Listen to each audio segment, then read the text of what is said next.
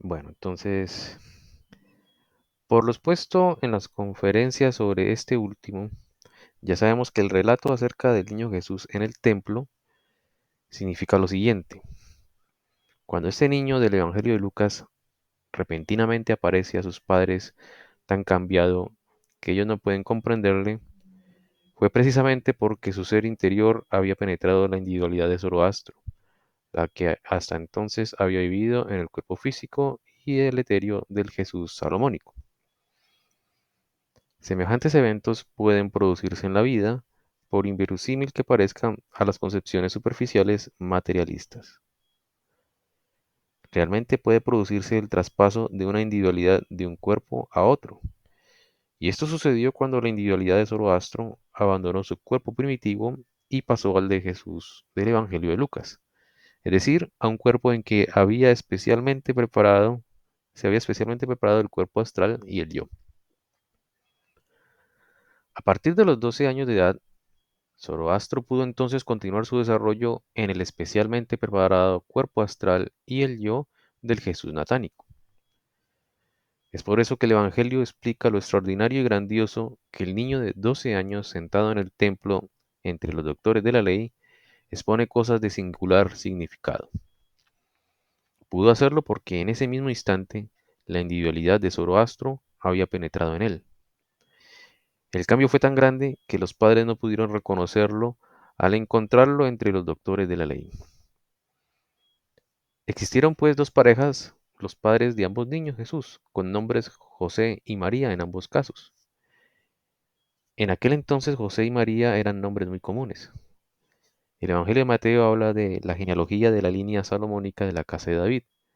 El otro, el Jesús de la línea natánica, es el hijo de distintos padres. Y de él nos habla el Evangelio de Lucas. Ambos niños viven en la misma aldea y se desarrollan uno al lado del otro, hasta los 12 años. Los evangelios dicen la verdad, solo hace falta comprenderlos. Bueno, muy bien, no sé si tengan alguna pregunta al respecto, comentario, ustedes dirán, o continúo con la lectura.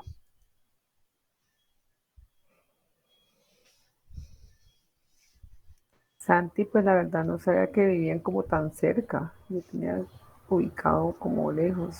Sí, y no causaba como curiosidad, como familias así tan iguales.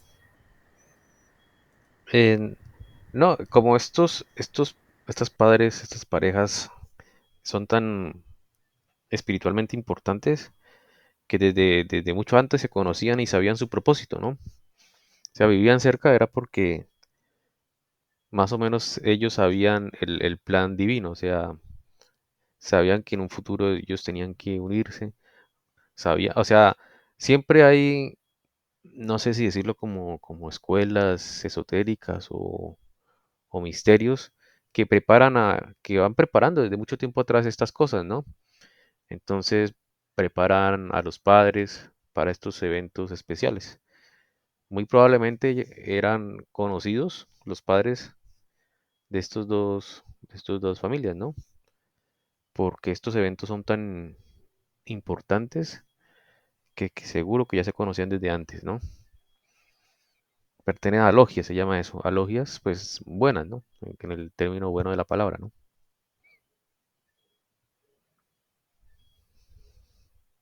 Muy bien, no sé si hay otra pregunta o si que, no sé, expliqué bien o buscar Sí, otro. Santi. ¿Sí? ¿Está bien? Sí, sí. Ujú. Ah, ok, perfecto. Incluso en uno de los libros de Santa Catalina de Emmerich, ella habla que a la Virgen María, cuando estaba niña, la prepararon también, se estuvo preparando para todas estas cosas, desde niña, ¿no? Entonces, era muy difícil que estas familias no se conocieran desde antes, sino que ya se conocieran. Bueno, muy bien. ¿Alguna otra pregunta o continuamos?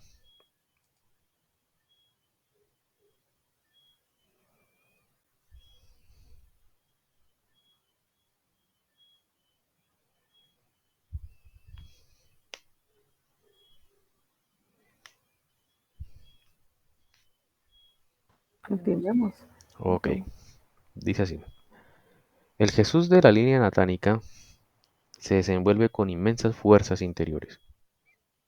No es muy hábil en el apropiarse de la sabiduría y conocimientos exteriores, pero posee una intimidad de ánimo y fuerza de amor casi ilimitadas, porque en su cuerpo etéreo vivió la fuerza que fluía de los tiempos en que el hombre poseía existencia divina y aún no había descendido a la encarnación terrenal.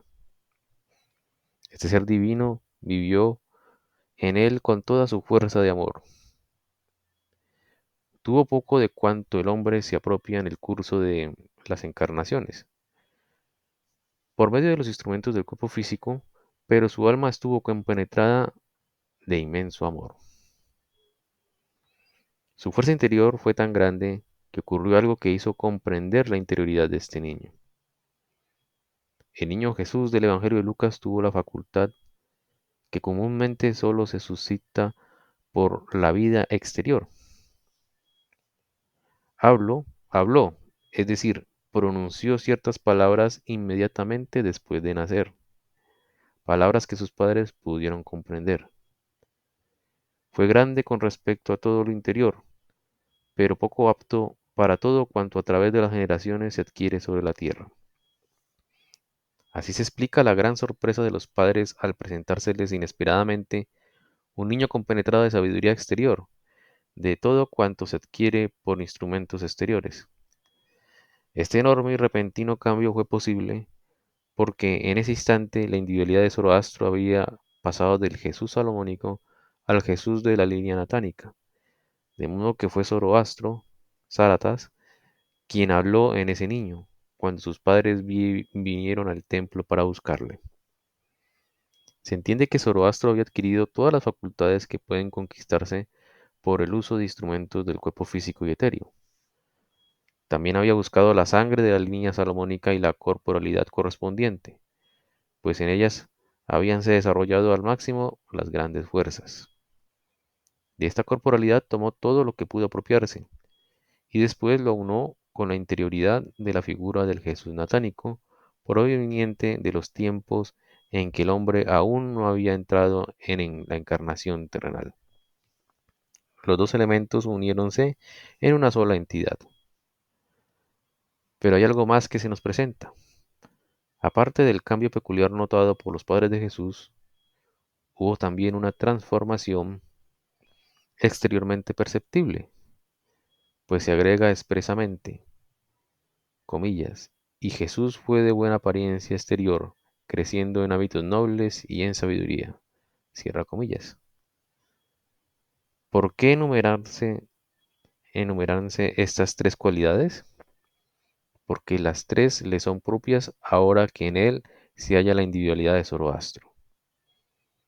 En la Biblia las tres palabras comúnmente se traduce como sigue.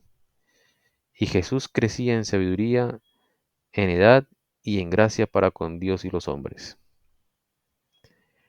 No sé si efectivamente hace falta que el Evangelio nos diga un adolescente de 12 años crece en edad. Weizsäcker traduce, y con Jesús crecía en sabiduría, figura y gracia para con Dios y los hombres.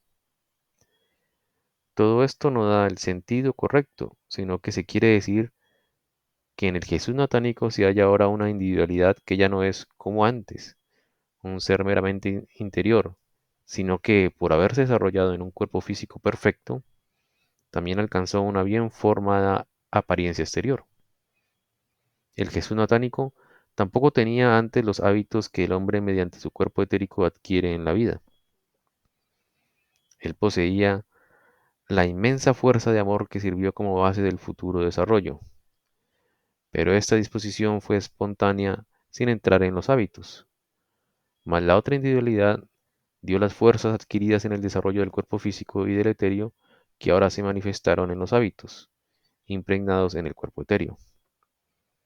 La sabiduría, como tercer elemento, ya es una cosa más natural. El Jesús natánico no la poseía, pero sí la inmensa fuerza del amor. El crecer en sabiduría se explica por haberle penetrado la individualidad de Zoroastro.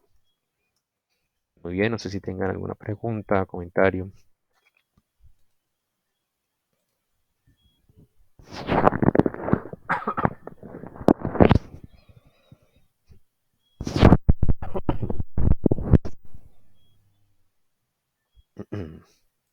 O continuamos con la lectura. Ustedes dirán.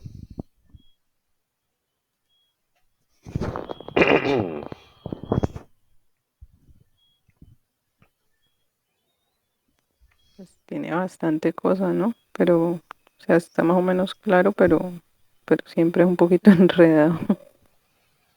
Sí, sí, por supuesto. Es bastante lo que dice Steiner, pero digamos como que las ideas principales es que el niño a los 12 años, en la presentación en el templo que relata el Evangelio, es en ese momento en que se hace la transferencia, ¿no? Del alma de Zoroastro y se mete en el cuerpo físico del, del niño de la familia de la descendencia natánica, ¿no? Entonces esos dos pasan ya a ser uno, un solo niño, a los 12 años.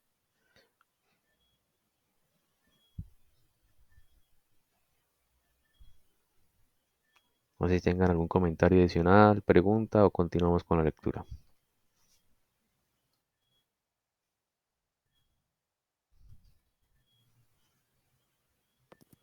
Está bien.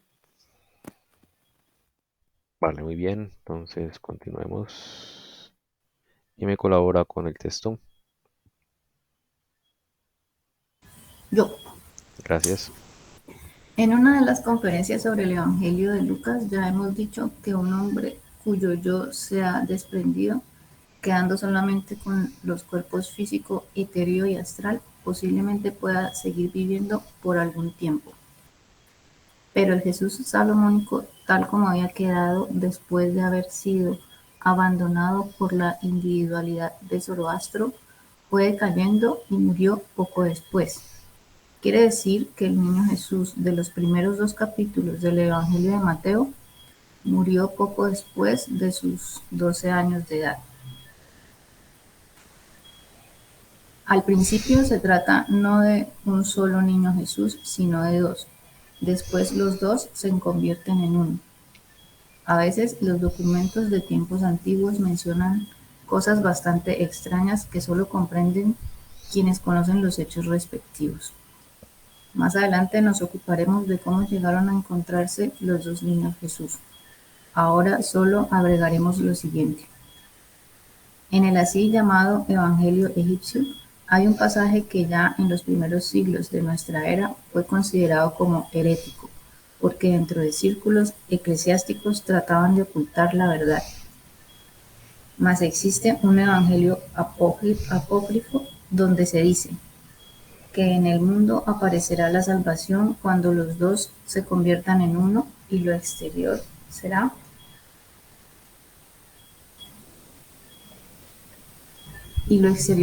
como lo interior. Estas palabras expresan exactamente lo que acabo de relatar de acuerdo con los hechos ocultos, pues la salvación depende de que los dos se conviertan en uno. Esto se cumplió cuando a la edad de 12 años la individualidad de Zoroastro pasó al Jesús natánico y lo interior se transformó en lo exterior.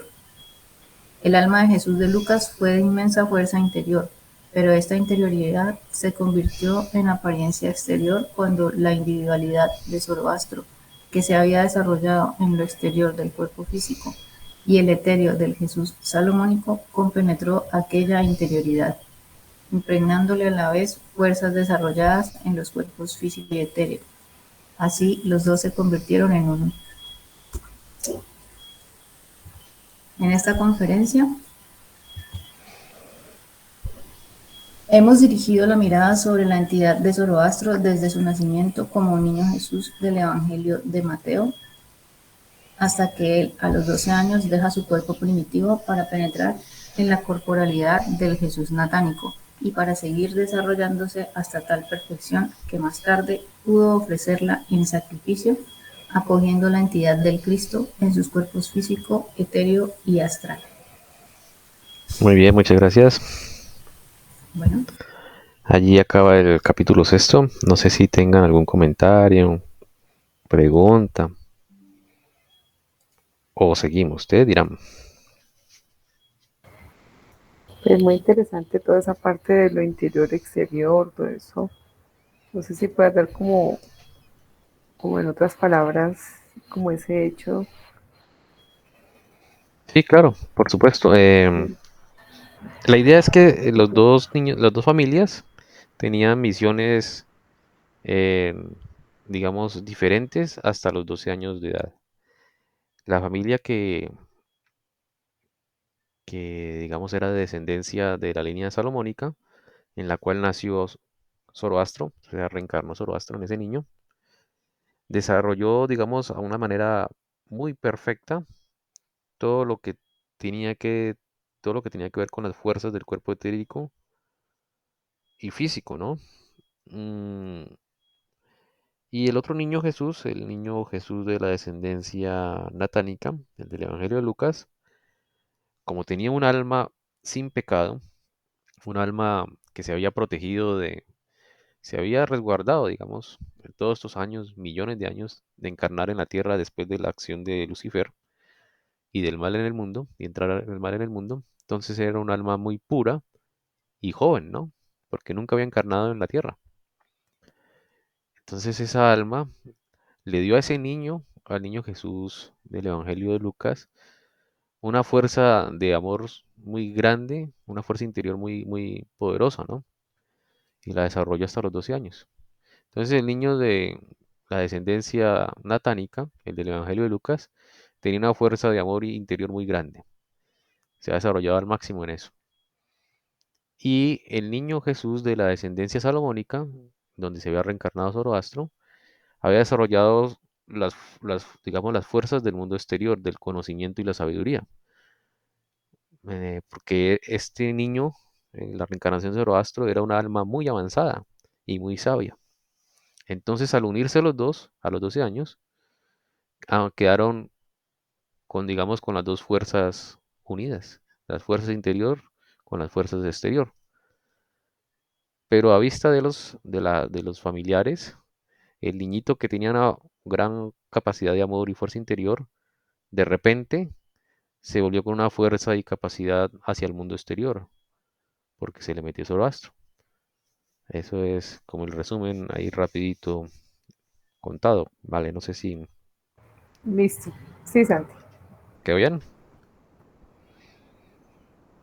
Bueno, muy bien. No sé si tenga alguien alguna otra pregunta o comentario adicional o continuamos. Ustedes dirán.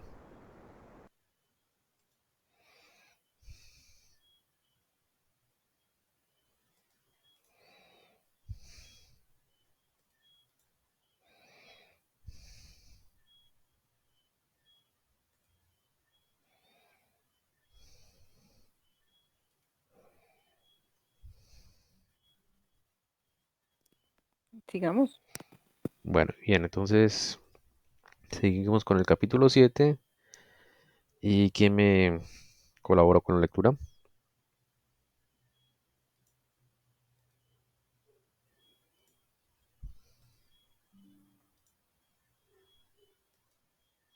Yo.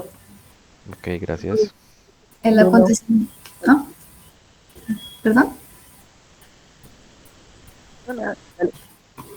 Dale. El acontecimiento de Palestina como ejemplo y consumación de la gran iniciación. Para comprender en todo su alcance el significado del acontecimiento de Palestina, hemos de mencionar una vez más un hecho al que ya hemos referido en las conferencias sobre el Evangelio de Lucas. Volver sobre ese hecho es tanto más importante cuanto en esta conferencia haremos resaltar los aspectos principales del advenimiento del Cristo. Después, o sea, en las próximas conferencias agregaremos más bien los pormenores al cuadro que en este daremos a grandes rasgos. Para ello es necesario recordar una ley fundamental de la evolución de la humanidad. Esta ley consiste en que en el curso de la evolución el hombre va adquiriendo cada vez más nuevas facultades y se eleva paso a paso a mayor grado de perfección.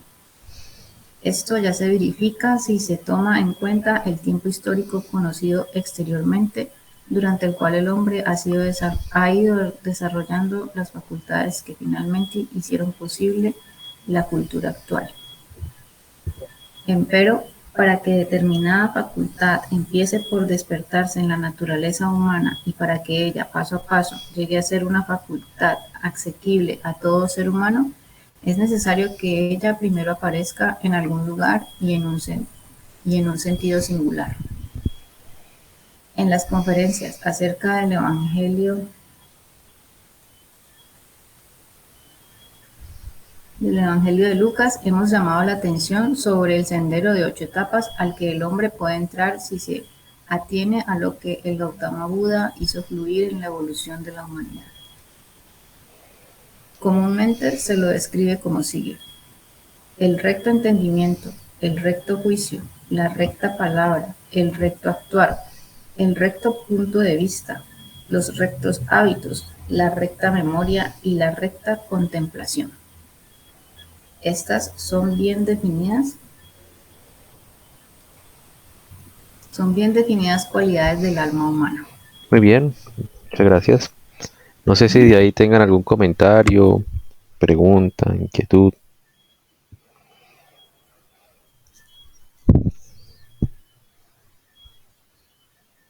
O continuamos con la lectura. Ay, Santi, discúlpame, cuando dice recta memoria, Sí, es como haciendo, ¿cómo se llama eso? El sendero, o sea, el camino que el Buda dejó como legado a toda la humanidad. Son ocho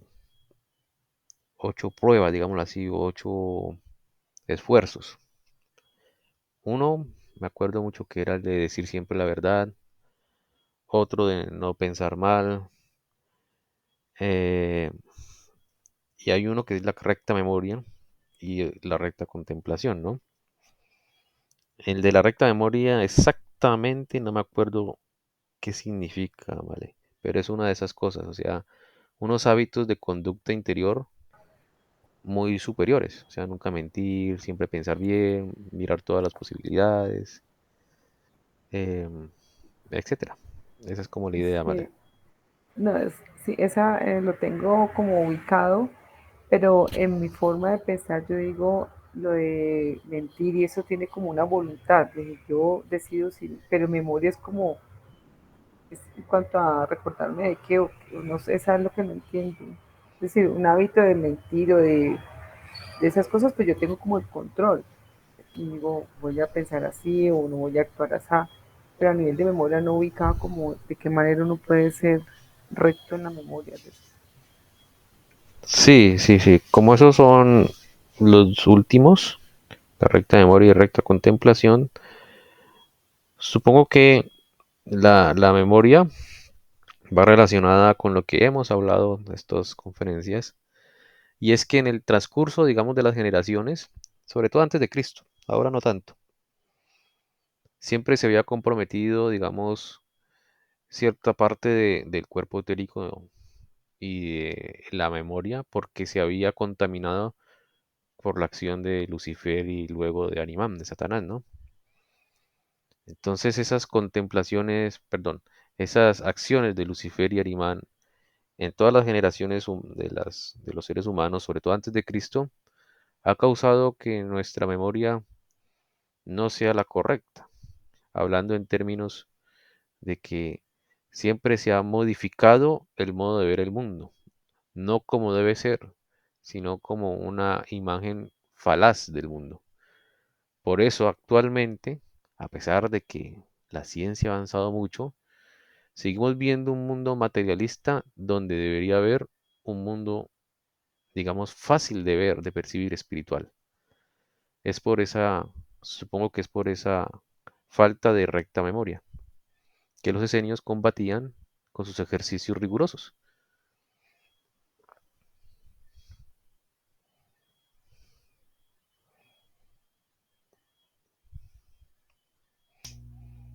Vale, de todas maneras voy a verificar bien si es exactamente lo que dije sobre la recta memoria eso o es otra cosa, ¿listo? Listo, gracias, Santi. Sí, yo supongo que es eso por lo que está contando, lo está numerando al final, ¿no? Los rectos hábitos, que son los que hemos hablado, de no mentir, decir la verdad, pensar bien de los demás. Después pone la recta memoria y la recta contemplación. Estas dos eran las más complicadas porque ya no tienen que ver con todas las reencarnaciones, ¿no? De todas maneras, voy a verificar y luego te comento, ¿listo? ¿Vale? Listo, Santi, gracias. Bueno, muy bien. No sé si alguien tenga alguna otra pregunta, comentario o continuamos con la lectura. No, yo entiendo, pues entiendo de recta memoria, no porque lo haya estudiado, sino digamos lo que me llega ahorita, creería yo pues que es como algo de tener voluntad sobre la memoria, es decir, tener la capacidad de, de, de recordar, digamos como que lo que serviría para la evolución espiritual y desechar pues como lo que destruye o lo que puede hacer daño. No sé si, pues es como lo que me llega, pues es una impresión, ¿no? No quiere decir que es así, pero es lo que yo entiendo, pues. No, no, está bien, incluso puede ser eso. Porque yo lo que dije, lo contesté fue como tratando de resolver digamos, a mi recuerdo, a mi memoria, ¿no? Entonces puede ser como tú ya has dicho. Gracias, Alejo. No, todo bien, también puedo estar súper equivocado. Luego miramos a ver, ¿listo? Dale. Bueno, muy bien. No sé si alguien tenga algún comentario adicional o pregunta o continuamos con la lectura.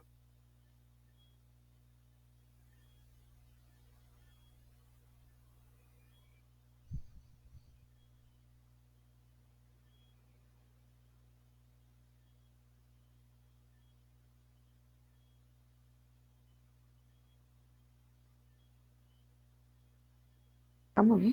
Muy bien.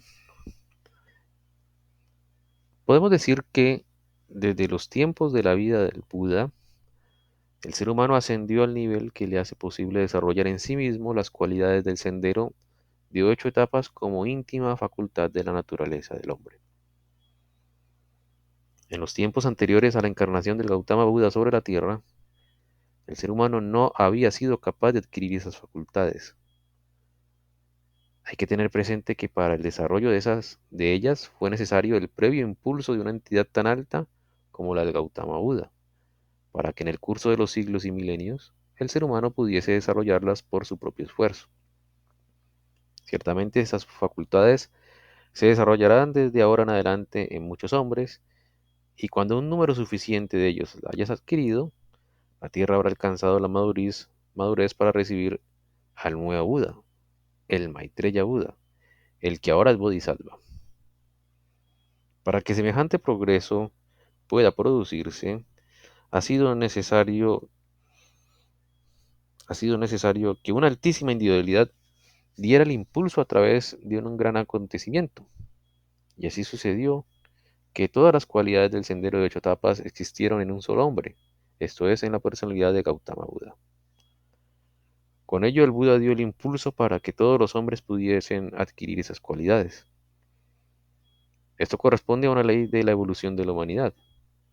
Lo que por la entidad del Cristo ha de fluir en la humanidad no es algo que, como el impulso de Gautama Buda, tardará 5 milenios en realizarse, sino que se trata de una facultad peculiar que se manifestará y producirá sus efectos en la humanidad durante todo el resto de la evolución terrestre. Preguntémonos entonces, ¿qué es lo que de un modo parecido, pero como impulso infinitamente superior al del Buda, ha venido por el Cristo? Podemos caracterizarlo de la siguiente manera. Lo que en todos los tiempos precristianos solo dentro de los misterios fue dado a la humanidad, En cierto sentido, se ha hecho posible desde el advenimiento de Cristo. Cada vez más se hará posible como facultad general de la naturaleza humana. Bueno, muy bien, no sé si hasta ahí tengan algún comentario, pregunta adicional o continuamos.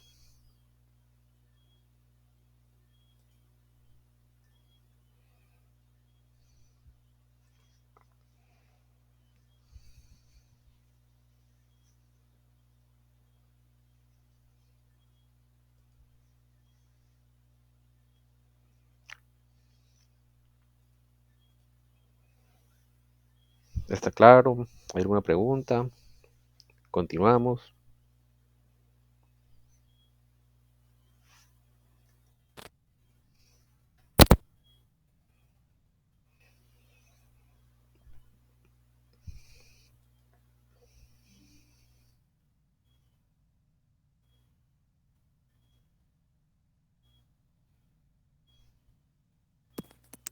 Sigamos, Santi.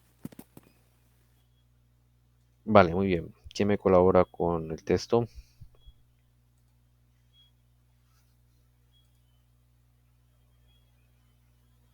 Yo, Gracias, Alejo. para comprenderlo mejor, hemos de representarnos claramente la naturaleza de los antiguos misterios y de la iniciación de los tiempos precristianos. Ciertamente, la iniciación ha sido distinta en los diversos pueblos del orbe y también distinta en el curso de la evolución posatlántica. La iniciación en su totalidad está dividida de manera tal que en los distintos pueblos se practicaban distintas partes de ella. Desde el punto de vista de la reencarnación, se comprenderá que en los tiempos antiguos no era necesario que cada pueblo tuviese la iniciación en todos los aspectos, puesto que un alma humana en determinado pueblo conocía una parte de la iniciación, llevaba a conocer la otra parte al reencarnarse sucesivamente dentro de otros pueblos. Iniciación significa que el hombre dirige la mirada al mundo espiritual, facultad que no se adquiere mediante la percepción sensoria y el intelecto exterior, dependiente de los instrumentos del cuerpo físico. Dentro de 24 horas de vida normal, el hombre se halla 2 veces allí donde también está el iniciado, solo que éste lo vive de otro modo que el hombre durante la vida normal. En el curso de cada 24 horas nos encontramos en estado de vigilia y en el sueño alternativamente. En nuestros libros y en conferencias hemos expuesto que al dormirse, el yo y el cuerpo astral del hombre abandonan el cuerpo físico y etéreo. Con su yo y cuerpo astral se expande entonces en todo nuestro cosmos inmediato, del cual atrae las corrientes que él necesita durante la vida diurna de vigilia. Quiere decir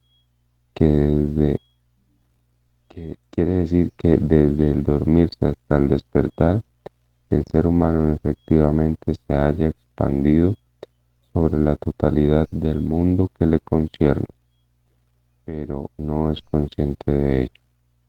La conciencia se apaga en el momento del dormirse, cuando el cuerpo astral y el yo dejan los cuerpos físico y etéreo, de modo que se vive en el macrocosmos, sin ser consciente de ello, dentro de la existencia corriente. Muchas gracias, Alejo. La, la- No sé si tengan algún comentario, pregunta. Es interesante lo que se leyó. No sé si alguien tenga algún comentario o continuamos con la lectura.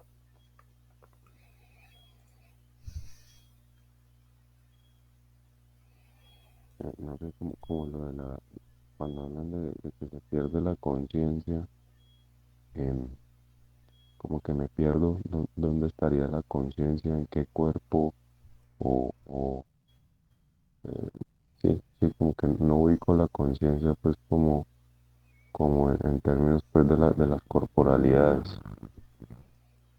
Ok, sí, buena pregunta. La conciencia cuando uno está despierto, en el estado de vigilia, está prácticamente en el cuerpo físico, ¿no? Porque el portador de la conciencia es el yo, ¿no?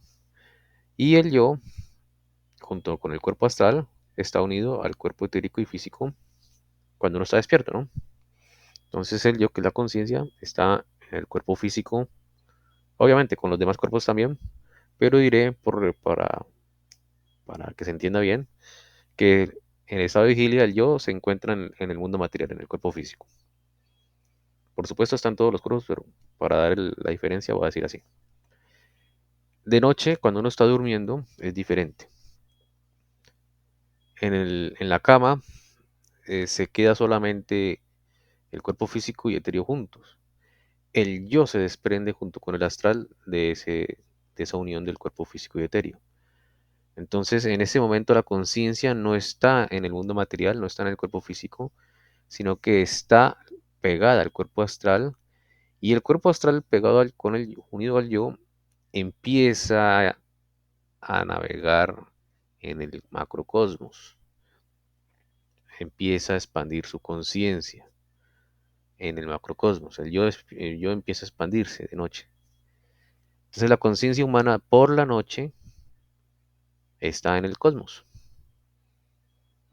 pero como no está ligada al cuerpo físico y no está el instrumento de pensar, el cerebro, entonces uno se pasa ese momento en tinieblas, o sea, en inconsciencia, cuando uno está dormido, a no ser que sea iniciado y pueda ligar la conciencia a ese estado de unión con el macrocosmos. Esa es como la respuesta rápida, Alejo. Es decir, que el cuerpo físico también puede ser como una especie como de prisión para la conciencia también, Sí, sí, que no sí. me permite expandirse. Sí, sí, sí, eso es exactamente. El cerebro, el cuerpo físico, en el cual hacemos todo nuestro entendimiento cuando estamos despiertos, es a su vez un filtro, ¿no? Ese filtro evita que nuestra conciencia se expanda y empiece a ver las otras dimensiones al mismo tiempo que el mundo material. Gracias a que es un filtro, cuando estamos despiertos solamente vemos el mundo material. Si no fuera por eso, veríamos al mismo tiempo todas estas entidades. Algunas no son tan bonitas de ver, digámoslo así, y otras que sí son pues, de supremas jerarquías, ¿no? Pero en general siempre se empieza a ver el mundo más bajo de esos mundos astrales, y por eso, si el ser humano no está preparado para ver esos mundos astrales bajos, es mejor no hacerlo o no meterse, ¿no? Ese es un seguro que la humanidad en esta época tiene. Gracias a ese seguro ha desarrollado las ciencias de una manera y la tecnología de una manera muy grandiosa, ¿no? Claro, ha perdido la visión del mundo espiritual, del mundo astral, pero menos mal es así. Por lo pronto es bueno así que sea así. Para no encontrarse con el guardián del umbral. El guardián del Porque umbral es lo de menos, Alejo. Hay otras cosas. El guardián del umbral es bueno. Bueno, no se puede decir ¿Cómo bueno, así? es otra cosa. El guardián del umbral es algo que no, es algo que no aparece hasta que el ser humano no esté preparado. Mientras que las otras entidades del mundo astral sí están al acecho y siempre están allí. Esa es la diferencia, Alejandro. listo, listo. Bien.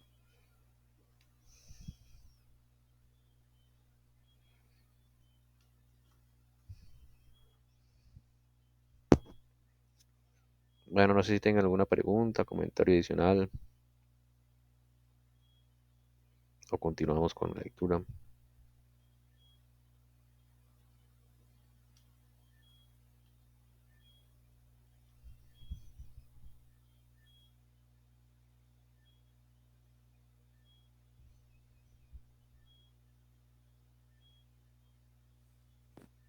Sigamos. Muy bien. Vamos a leer un último párrafo y luego paramos para no adelantarnos a los que no pudieron estar presentes. Entonces dice así. La iniciación precisamente consiste en que el hombre aprende a vivir en todo el cosmos, no solo inconscientemente, sino experimentándolo todo con plena conciencia. Es decir, que aprende a penetrar conscientemente en la existencia de los demás cuerpos celestes de nuestro sistema solar. Esa es la característica de la iniciación en el macrocosmos. Si el hombre, al dormirse, pudiera percibir sin la debida preparación lo que se halla en ese mundo, la fuerte y grandiosa impresión le haría experimentar lo que solo es comparable al ofuscamiento por los rayos del sol y de la luz. En tal caso, el hombre experimentaría un ofuscamiento cósmico y la extinción de su alma. Toda iniciación se fundamenta en que el hombre no penetre en el macrocosmos sin la debida preparación, sino bien preparado y con los órganos fortalecidos, de modo que pueda resistir el embate.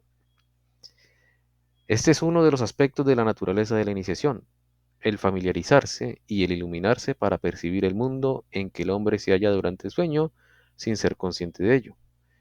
Este encontrarse en el macrocosmos desorienta al hombre porque la vida en el mundo sensible es bien distinta de lo que él llega a percibir en el mundo superior. En cierto sentido, el hombre está acostumbrado a considerar las cosas del mundo sensible desde un solo punto de vista.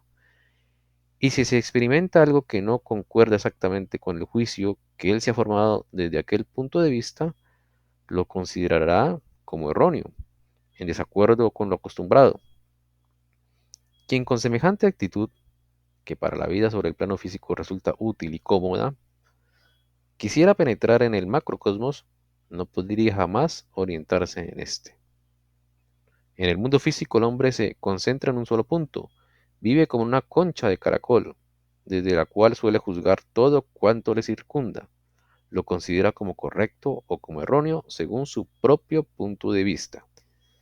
En cambio, al penetrar en el macrocosmos no es posible hacerlo en una sola dirección, sino que es preciso hacerlo en las más diversas direcciones, pues se trata de un expandirse en el macrocosmos, donde cesa la posibilidad de adoptar un punto de vista.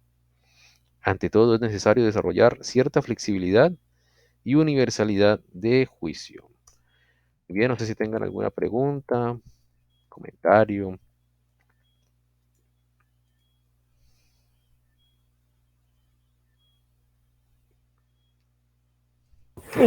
Yo lo entiendo más o menos así, pues con mis palabras, ¿no? Como es como un estado de conciencia muy desarrollado, muy elevado, donde el alma no hace juicios temerarios de nada, ni de nadie, porque uno normalmente la tendencia es a hacer prejuicios, a hacer comentarios, a hacer ideas en la cabeza de uno.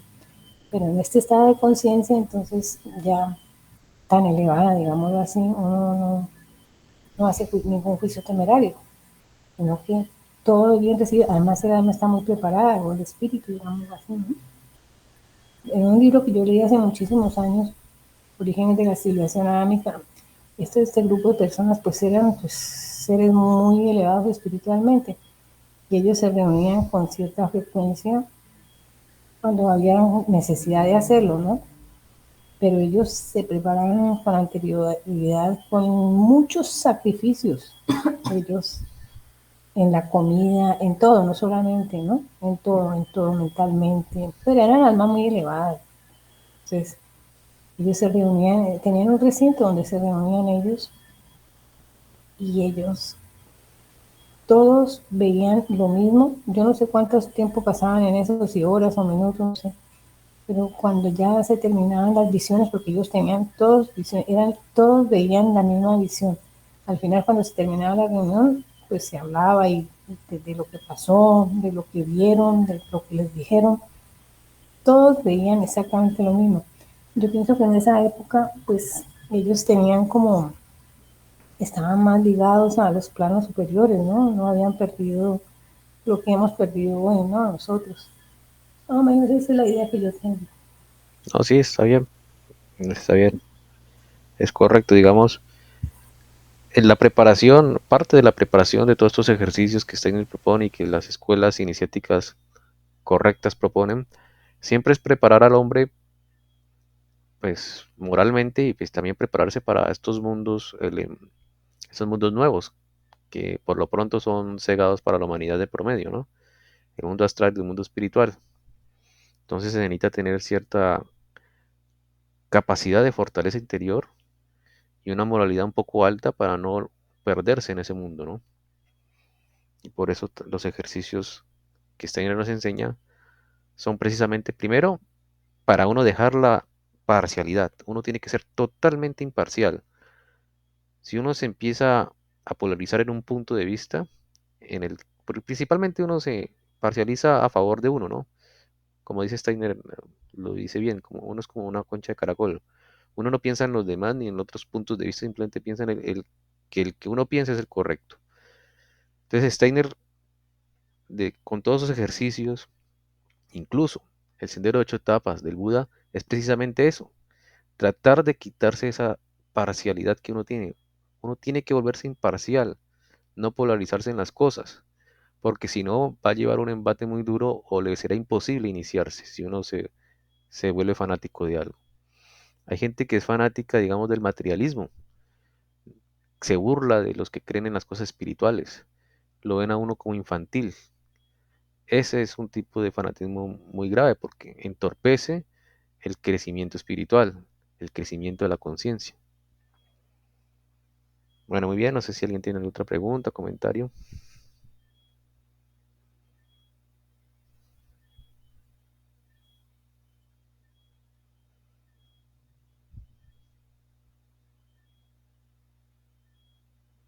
Yo recuerdo de los ejercicios de Steiner, recuerdo pues el de la cruz con las 7 rosas, eh, como imaginarse también como el crecimiento de la planta.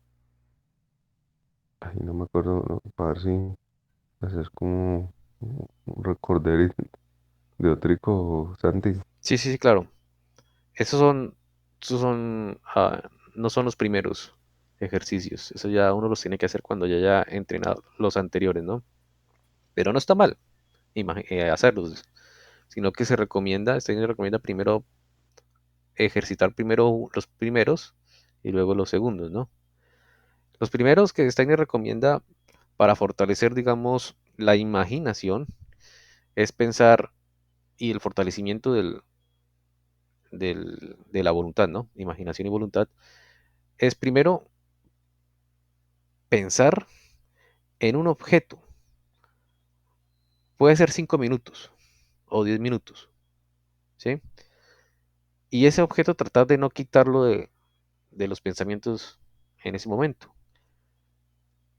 Tratar de mantener un pensamiento por la fuerza de voluntad por más tiempo posible es el primer ejercicio.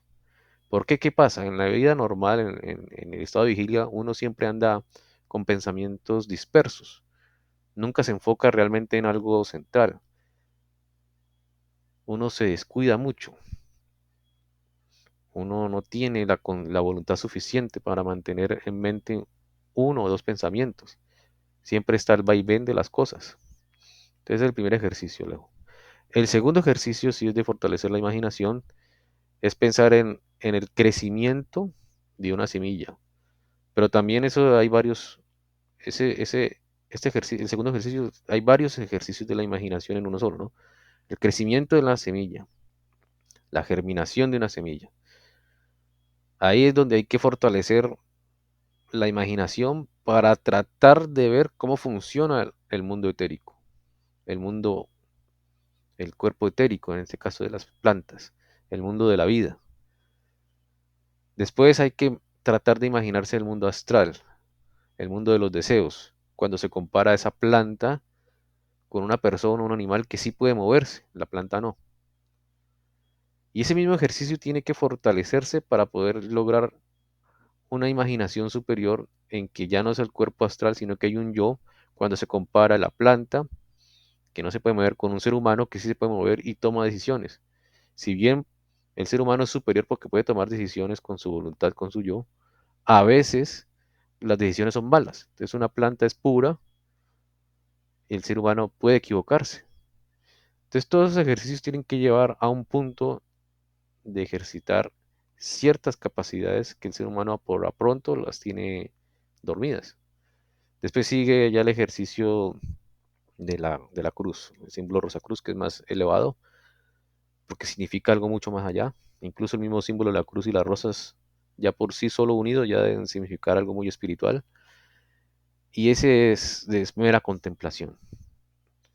Esos, por lo pronto, esos ejercicios. Pero hay otros ejercicios que tienen verdad, que son igualitos, muy parecidos a los del Buda, al del sendero de ocho tapas, que también se encuentran en el libro de cómo adquirir los conocimientos del mundo superior.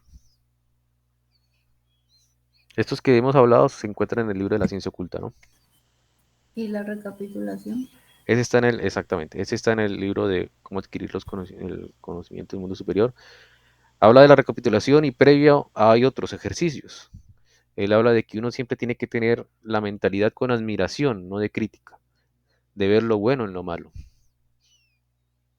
Eso está allí. Y también habla de la recapitulación, por supuesto, después de uno fortalecer esos anteriores ejercicios, de ver lo bueno y lo malo y de tratar de venerar a alguien, de tener reverencia a otra persona.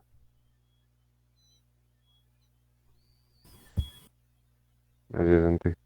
Ok, muy bien.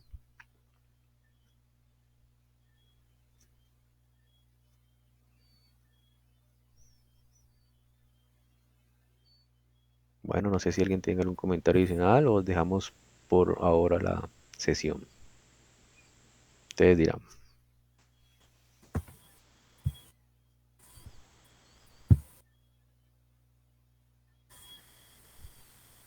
Muchas gracias, Santi. Bueno, feliz noche para Buenas todos. noches para todos. Que Feliz descansen. noche. Gracias. Bueno, Gracias, Santi. Ay, gracias. Feliz muchas noche. gracias. Gracias. Bueno, Buenas Que feliz noches. noche. descansen. Cariños. Bendiciones. Chao, chao. Chao, feliz Chao. noche.